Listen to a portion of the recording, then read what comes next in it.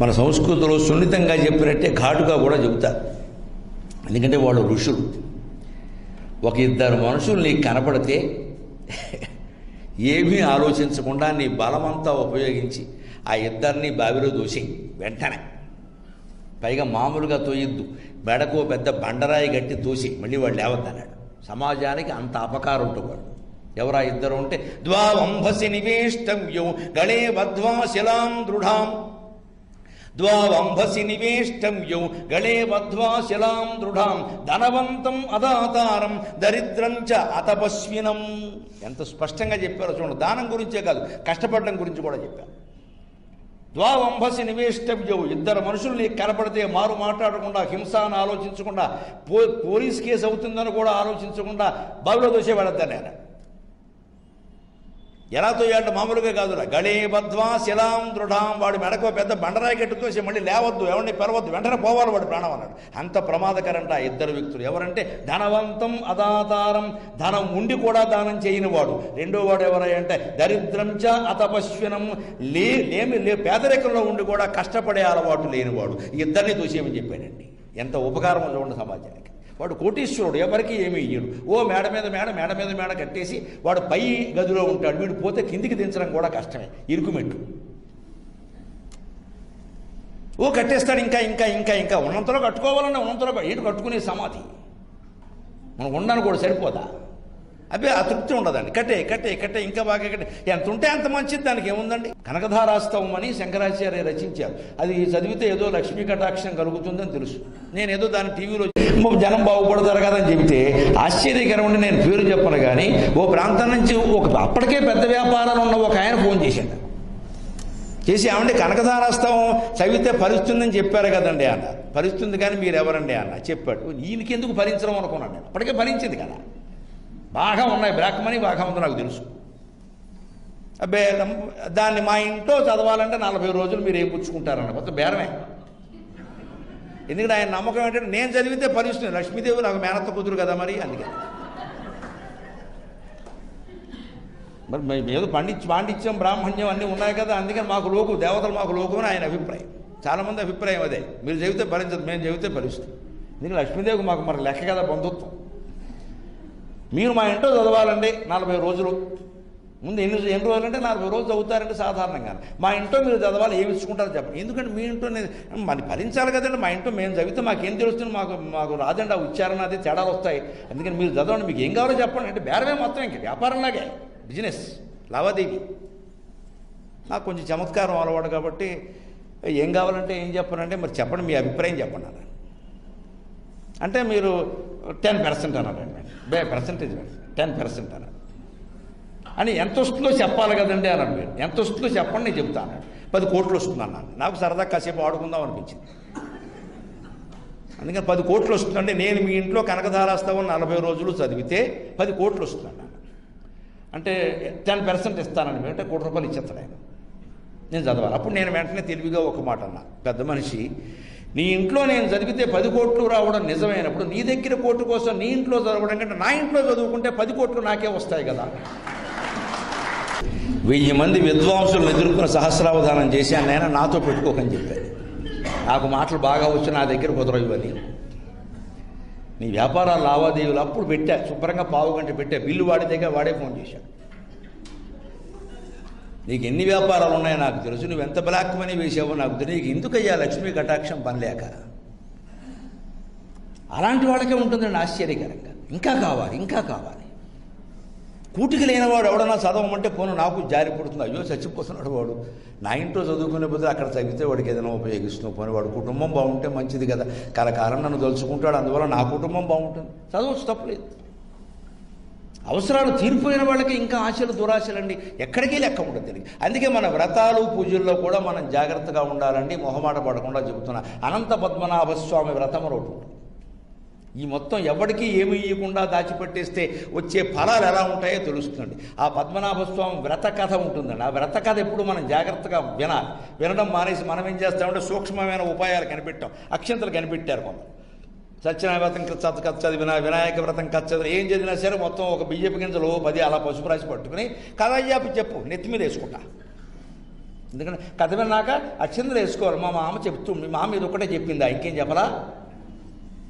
కథ ఎందుకంటే అక్షింతలు ఎందుకంటే కథ విన్నాక వేసుకోవడం. కథ వినడం అయిపోయాక చెప్పు, పురోహితులు చెప్పాలి వీళ్ళకి అందరికీ అయిపోయిందని. మొక్కుబడికి వింట. నిజంగా వింటే హృదయాలు కరిగిపోతాయండి. మన సత్యనారాయణ వ్రత కథ, వినాయక వ్రత కథ, అనంత పద్మనాభ స్వామి వ్రత కథ, అమరనాథ్ కథ అయితే అందులో మొత్తం మోక్ష సామ్రాజ్య మార్గం అంతా ఉందండి. అమరనాథ్ కథ చాలా అపూర్వం. అసలు యోగ వాసిష్టాన్ని మించిన కథ. ఆ కథ చదివితే ఆ కథ అర్థమైతే యోగ వాసిష్టం అర్థమైంది. అంత గొప్పది అమరనాథ్ కథ. తర్వాత ఎప్పుడని చెప్పుకుందాం. అనంత పద్మనాభ స్వామి వ్రత కథలో ఏముంటుంది, నారదుడు భూలోకం అంతా తిరిగి సంచరించి వైకుంఠానికి వెడతాడు. వెడుతూ ఆయన దారిలో 2 దృశ్యాలు చూస్తాడు. ఓ చోట 2 ఆడవాళ్ళు కూర్చున్నారు, తల్లి కూతురులా ఉన్నారు వయస్సులు చూస్తుంటే. వాళ్ళిద్దరూ పెద్ద పొయ్యి పెట్టారు, ఇటకల పొయ్యి. దాని మీద ఓ పెనం పెట్టారు, అట్లు వేస్తున్నారు. అట్ల తద్దినాడు వేసినట్టుగా కింద పిండి ఉంది, ఏదో అట్లు వేస్తున్నారు. అట్లు వేసినంత వరకు బాగానే ఉంటున్నాయి, హాయిగా అట్టు తిరగేస్తున్నారు, కాలుతున్నాయి, అట్టు కూడా కాలుతున్నాయి, బాగానే ఉంది. కానీ తిందామని వాడు పళ్ళెంలో పెట్టుకునేసరికి అట్టు మాయమైపోతుంది. తల్లికి కానీ కూతురికి కానీ ఒక్క అట్టు దొరకడం లేదు. నారదుడికి అనుమానం వచ్చింది. కాసేపు మధ్యలో ప్రయాణం వల్ల ఈయనకి ఆకలేసి 2 అట్లు పెడతారేమో అని వచ్చాడు పాపం ఆయన. వాళ్ళకే లేదు, ఈయనకేం పెడతారు. ఏమిటిది, అట్లు వేస్తున్నారు, దగ్గరుండి ఉన్నట్టు మాయమైపోతున్నాయి. సరే వైకుంఠానికి అడుగుతున్నాం కదా, విష్ణుమూర్తిని అడుగుదాం, ధర్మ సందేహాలన్నీ ఆయనే చెబుతాడు కదా టీవీలో, ఓసారి అడుగుదాం. పెడుతూ ఇంకో దృశ్యం చూశాడు. ఒక గోవు ఉంది, దాని చుట్టూ గడ్డి ఉంది. కానీ అది మెయ్యడం కోసం దాన్ని అందుతోంది, నోటికి అందుతోంది. మెయ్యడం కోసం నోరు పెట్టేసరికి ఆ గడ్డి పరకలు ఇనప ఊసల్లా మారి దాన్ని గుచ్చుకుంటున్నాయి. నోరంతా రక్తసిక్తం అయిపోతుంది. ఒక్క గడ్డి పరక నోట్లోకి వెళ్ళడం లేదు, చుట్టూ గడ్డి ఉంది. గడ్డి ఊగుతోంది, గాలికి ఊగుతోంది కదా, గడ్డే కదా అని తిందామని ప్రయత్నం చేస్తే నోట్లోకి వెళ్ళి గడ్డి పరకలు గుచ్చుకుంటున్నాయి, నెత్తురు కారుతుంది. గోవు తినలేకపోతుంది. చుట్టూ గడ్డి ఉంది, గోవుకి దక్కడం లేదు. కష్టపడి అట్లు వేశారు, ఆ ఇద్దరికి దక్కలేదు. ఏమిటి దీని రహస్యం అని వైకుంఠానికి వెళ్ళి విష్ణుమూర్తిని అడుగుతాడు. స్వామి, ఇలా చూశాను, తల్లి కూతురులా ఉన్నారు, అట్లు వేశారు, ఒక్క అట్టు కూడా వాళ్ళకి దక్కలేదు. నీకు తెలియదు, 2 తెలుగు రాష్ట్రాల్లో ఉండుంటారు ఖచ్చితంగా వాళ్ళు, ఇంకెక్కడ ఉండరు ఇలాంటి గ్యాంగ్ అని. అయితే తెలంగాణ లేకపోతే ఆంధ్ర, మీకు అనుమానం లేదని చెప్పి మన వాళ్ళకి ఈ తెలివితేటలన్నీ ఉంటాయి. వాళ్ళు ఏం చేశారో నీకు తెలియదయ్యా. మొత్తం నోవులు ఉన్నాయి కదా, సోమవారం నోవు, మంగళవారం నోవు, మంగళ గౌరీ నోవు, మొత్తం ఎన్ని రకాల నోవులు ఉన్నాయో, లక్షవత్తుల నోవు సహా అన్నీ చేశారు. అన్నింటికీ చీరదానం పెట్టాలని ఉంటుంది. ఈ తల్లి చీరదానం కూతురికి ఇచ్చింది, కూతురు ఆ చీరదానం మళ్ళీ తల్లికి ఇచ్చింది. ఎక్కడ బయటికి. ఎందుకంటే వ్రత కథలో ముత్తైదువుకి దానం చేయమని ఉంటుంది అంతే, అంతేగాని కూతురికి చేయకూడదని ఉండదు అక్కడ. కూతురు ముత్తైదువే కదా. అందుకే ఈ తల్లి తెలివిదాలు వచ్చింది, మా అమ్మాయి ముత్తైదువేగా, ఎవరైతే అని ఈవిడ చీరకొని కూతురికి ఇచ్చింది. కూతురు కూడా ఎప్పుడు నోవు చేసినా తల్లికి చేరబెట్టి, మొత్తం మీద వీళ్ళ ఇంట్లో చీరలు కదలలేదు, నోవులు అయిపోయినాయి. పైగా చాలా తెలివైన వాడు, విష్ణుమూర్తిని కూడా మాయ చేస్తారు. విష్ణుమూర్తి 14 లోకాలను మాయ చేస్తాడు. కానీ ఈ తెలుగు ఆడపడుచులు ఉన్నారు, వీళ్ళు విష్ణుమూర్తిని మాయ చేశారు. అలాగా ఒకటే చీర అటు, ఒకటే చీర మళ్ళీ ఇటు. పసుపు రాయడం ఇచ్చాడు, మళ్ళీ రిటర్న్. తల్లి కూతురు తీసుకున్న చీర కూతురు తీసుకోవడం, మన్నాడు మళ్ళీ తల్లికి పంపేయడం, దాన్ని వ్రతం చేసి. మొత్తం చీర నిండా పసుపు మరకలు, కుంకుమ మరకలు ఉన్నాయి తప్ప ఎవరూ కట్టలేదు దాన్ని. ఒక్క చీరతో 50 వ్రతాలు చేయగలిగారంటే ఇంత తెలివైన వాళ్ళు ఎవరు ఉంటారండి? గోదావరి నీళ్ళు, కృష్ణా నీళ్ళు తాకపోతే ఈ తెలివితేటలు రావండి, సామాన్యమైన తెలివితేటలు. అందుకని వాళ్ళకి ఒక్కట్టు కూడా దక్కకుండా చేశానయ్యా. వ్రతాలు నోములు పెట్టింది వాళ్ళంతటా వాళ్ళు దానం చేయాలి, పేదవాళ్ళందరికీ ఇవ్వాలని కదా నేను పెట్టింది. ఉద్దేశం అది కదా. వీళ్ళింట్లో ఓ చీర అక్కడ కడుతుంది, ఆ ఇంట్లో చీర అదే చీర, ఒక్కటే చీర. ఇంత మాయావులు ఉంటారని నాకు తెలియదయ్యా. అందుకని వాళ్ళకి అలా వేశాను. అందుకనే మనం ఆలోచించాలండి. దయచేసి దండం పెట్టి చెబుతున్నానమ్మా, హిందూ ధర్మం నిలబడాలి. అన్ని వర్గాలలోనూ అది ఇతర మతాలు వ్యాపించకుండా, మతం మార్పులు జరగకుండా ఉండాలి అంటే ముఖ్యంగా ఉన్నత కులాలలో ఉన్న జమీందారీ స్త్రీలు ఏదన్నా వ్రతం చేస్తే కారులో 50 చీరలో 25 చీరలో మీ శక్తి మేరకు పెట్టుకుని బడుగు బలహీన వర్గాల వాళ్ళ ఇళ్లకి వెళ్ళి తలుపు కొట్టి ముత్తైదువని బొట్టు పెట్టి ఒక్క చీర ఇవ్వండమ్మా. మతం మతం మతం బ్రహ్మాండంగా నిలబడుతుంది, ధర్మం బ్రహ్మాండంగా. ఎటువంటి అహంకారానికి లోనుగా వద్దు. వాళ్ళందరూ మన ఆడపడుచులే. మన ఆడపడుచులు మన సాటి వాళ్ళు, మన బంధువులు, మన తోడుకోళ్ళు, మన ఆడపడుచు అక్కడ. వీళ్ళు ఎంతసేపు మూతి ముద్దాపురం పెట్టేస్తారు, చీర తీసుకుని పెట్టిందిలే పెడతారు.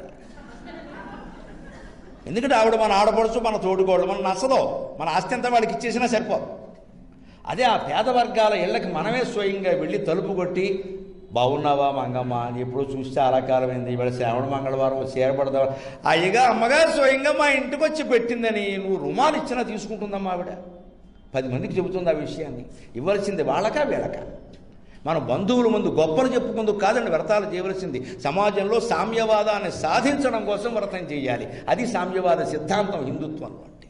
మనంతట మనమే ఎవ్వరు ఏ చట్టాలు అక్కర్లా, ఎవ్వరు చేయక్కర్లా. దీని కులభేదం దేనికి, ప్రాంత భేదం దేనికి, అవసరం ఏమిటి? ముత్తైదువేన కూడా లేదమ్మా, శాస్త్రం చెప్పింది వితంతువులు కూడా ఇవ్వచ్చు. దయచేసి వారిని అవమానించకండి. వితంతువు అన్నిటికీ యోగ్యురాలే. ముత్తైదువు దేనికి యోగ్యురాలో వితంతువు దానికి యోగ్యురాలు. కావాలంటే ఆ చర్చ తర్వాత కూర్చుందాం, ఏం పర్వాలా, శాస్త్ర ప్రమాణంతో చెబుతా. వితంతువులను దయచేసి వేరు చేయకండి. అది బాగా ఆవిడని ఓదార్చాలి, మనం ఇంకాస్త ప్రోత్సహించాలి, సుఖంగా ఉండవమ్మా అని చెప్పాలి. అందుకని వాళ్ళని ఆక్షేపించకూడదు, ఎదురొస్తే ఆక్షేపించకూడదు. ఏ రకంగానూ అశుభం లేదు. స్కాంద పురాణం సహా అనేక ప్రమాణాలు ఉన్నాయి. ఇవి మన అహంకారం కొద్దీ మనం పెట్టుకున్నా కానీ